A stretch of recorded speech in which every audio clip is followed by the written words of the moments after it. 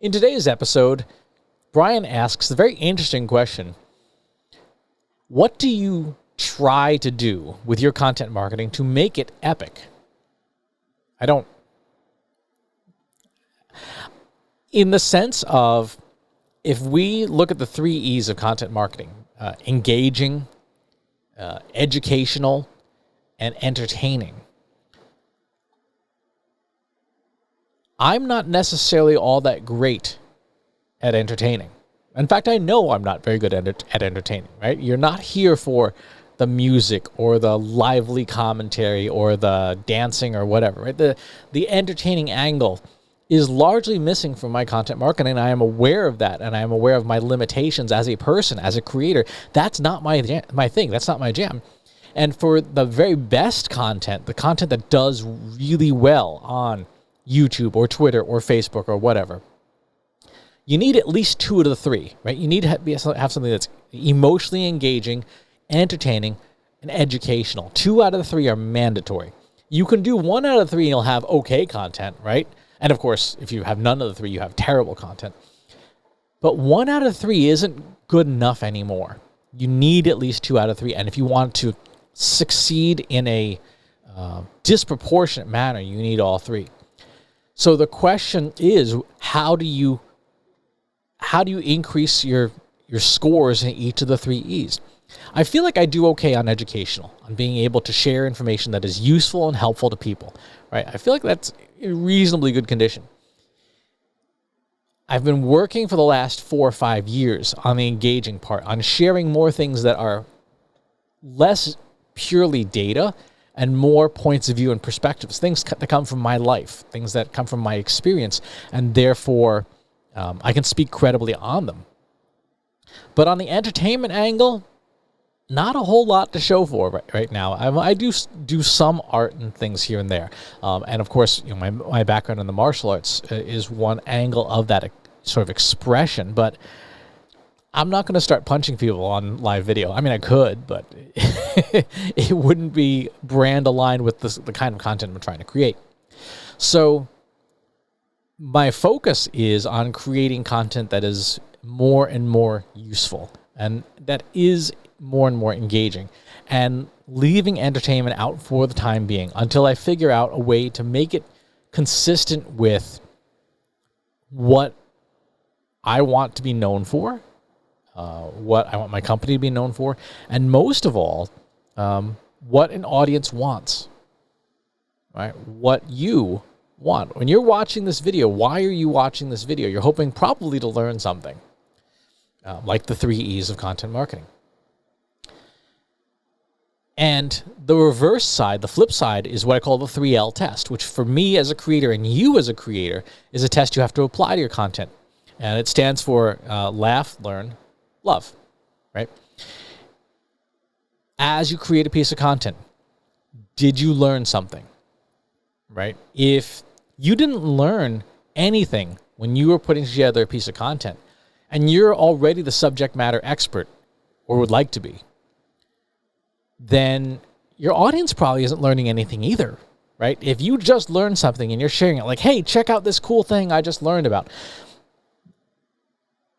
chances are at least somebody else in your audience also didn't know that and would benefit from learning from it. If you don't love your content that you're creating as you're creating it enough that you're willing to share it with people that have no interest in it just because you're so excited about it, that's a good sign, right? If you take a video like this and you share it with a friend who's not ever, ever, ever going to be a customer or consume your marketing, that shows that you yourself have at least been emotionally engaged in your content, right? If you don't love your own content, no one else is going to love it either. Right? If you don't talk about it to your significant other or your dog or whatever, why would anybody else talk about your content with someone else? What is it that you really love about your content? Do you love making it? And if you don't, maybe it's time to put a pause on what you're doing for content marketing and figure out an angle of something that you do love doing that can be coerced into a marketing function, right? There's no shortage of different ways to apply art to marketing and to business. My graduate thesis when I graduated from business school was on telling the story of migrating a company to a modern IT infrastructure, right? And the usual format for presentations was a big old pile of PowerPoints and some charts, some graphs and things, and a total snooze fest, right? I ended up writing and drawing mine as a medieval tale, right? We have, dragons of information ignorance and castles of IT servers. And it was at least a different creative spin on what is otherwise a commodity topic. Right? I loved it so much. I was engaged with it emotionally when I made it that it resonated well. And it even had, an aspect of that entertainment built into it. But laugh is the third one. Did your content elicit laughter or some kind of entertainment from you as you're making it? Right. Even now, as I'm recording this, thinking back to, my graduate thesis does make me laugh because it was a ridiculous project. But at that point, I was so fed up with the program. I was like, I'm just going to do this, and whatever grade I get is fine. Because as the joke goes, what do you call the person who graduated last their medical school class? You call them doctor. As long as I passed, that was fine. The diploma is the diploma. And thinking back through these things, the ability to tell stories and stuff, that's entertainment too. So I don't try to make my content epic. I try to pass my own test, the 3 L's. Did I laugh while I was making it? Did I learn something while I was making it? Or at least, learn a different angle? And do I love it? Do I love it so much that I will tell my dog about it, even though my dog is never going to consume my content? If you pass those tests honestly, then your content's going to be great. But you've got to be honest with yourself. Right? And if you ask most marketers to take a step back, how much did you honestly love the last email newsletter you made?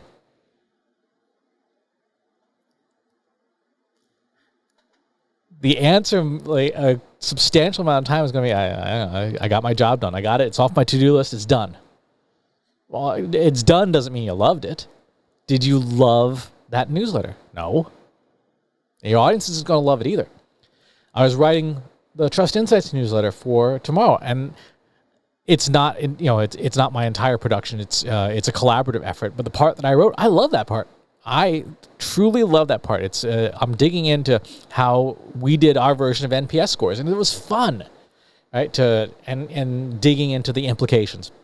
And I really love that part of the newsletter that I wrote. When I write my own personal newsletter, I love writing my email newsletter. It's one of the highlights of my week because I get to communicate to you what I'm working on, what I'm thinking about, things that might be helpful to you.